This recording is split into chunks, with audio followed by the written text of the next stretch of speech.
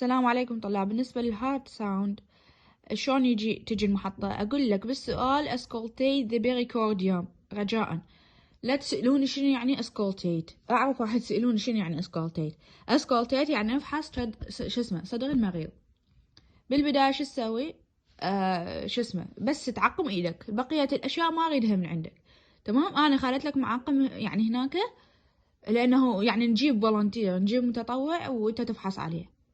يعني هاي ما بيها مجال، يعني مو شغلة شرح. زين، اللي يريد يجيب سماعة وياه خليه يجيب سماعة، اللي ما عنده سماعة احنا عندنا سماعات وجايبيها. تمام، المهم بالبداية بس تعقم ايدك.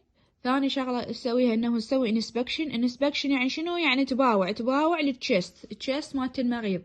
شو تقول لي؟ هو المريض اللي راح نجيبه يعني ما راح نجيبه مريض، نجيبه شنو؟ هو نورمال ما بيشي. اوكي، فتقول لي نو سكار، نو ديفورميتي، نورمال بريثنج. نفس هذن اللي ثلاث كلمات اللي موجودة بالانسبكشن بالملخص. اوكي، وراها شو تسوي palpation يعني تحس باصابعك، تحس شنو؟ الاسترنال انجل او الانجل اوف لوز. من هي الاسترنال انجل؟ هاي، خلي اخليها باللون الاخضر احسن. وينها هاي الاسترنال انجل؟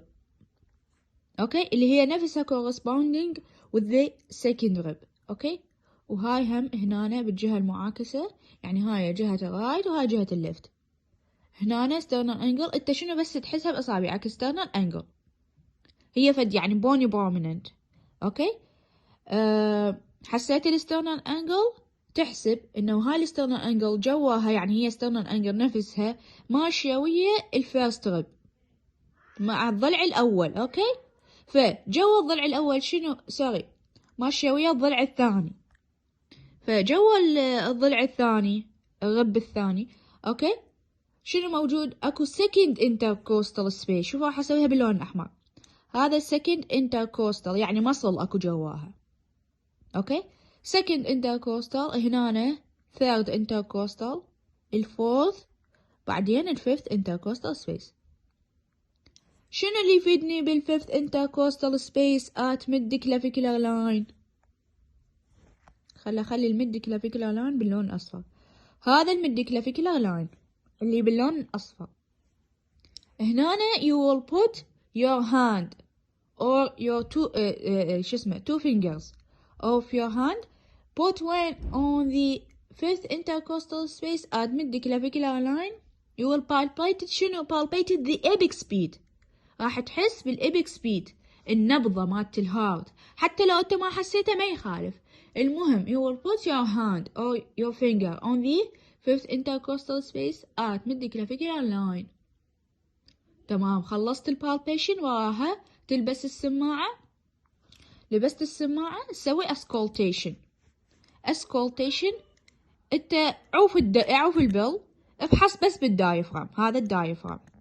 اوكي، فتخليه على الأربع مناطق اللي درسناهن، اللي هنا ياهو. أول شي هنا بالسكند intercostal space at right side موجود الأيوتيك valve. هنا بالجهة المعاكسة بالسكند intercostal space at second intercostal space at left side. زين، شنو موجود البلمونري valve. بعدين شنو وراه موجود هنا؟ left lower lateral to the sternum. left، اوكي هاي جهة الليفت. lower lateral to the sternum. منو موجود هنا؟ tricuspid valve. تمام، آخر شي تخليها وين؟ تخلي على ال fifth intercostal space at mid-clavicular line. تخلي عليها يعني تخلي الدايفرام عليها. تمام، خلصت اسكولتيشن. أقول لك شنو سمعت؟ شنو اللي سمعته هسه؟ تقول لي سمعت S1 S2 اللي هي لب دب، أصوات الهارت الطبيعية اللي هن S1 و S2. ممكن أسألك أقول لك الS1 يعني شنو؟ منين جاية؟ الS2 منين جاية؟ إذا كلش سؤال ثالث ممكن أقول لك الS4 والS3 شنو أسبابهن إذا لقيناهن؟ هل هي طبيعية لو غير طبيعية؟ يعني أسئلة ما تخرج عن الملخص الموجود اللي دزيته لكم.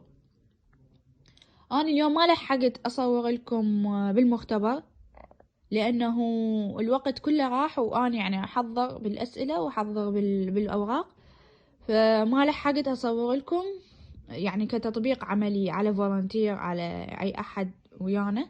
فرجعت للبيت قلت لازم اصور لكم هذين الفيديوهات. صحيح احنا شارحين باليومي، بس انه لازم هم هسه يعني تراجعوهن وتقرون هذين الفيديوهات.